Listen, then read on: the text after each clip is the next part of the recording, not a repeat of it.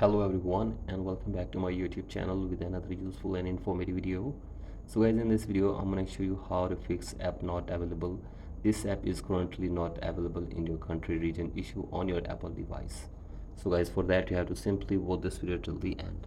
So guys, first of all open settings on your device and then go to general and then scroll it below and go to language and region, and then go to region and select the country or region where the app is available to be downloaded and installed. So guys, change your country or region where the app is available according to that app, and after this check if the problem is fixed or not. And if the problem is still there, then go for the next solution. That is, you have to simply go to your profile and then go to media and purchases and then tap on view account and then wait for some seconds and then go to language or country region, and from here select your country or region according to United States, and after this go back and save this settings on your device and check if the problem is fixed or not.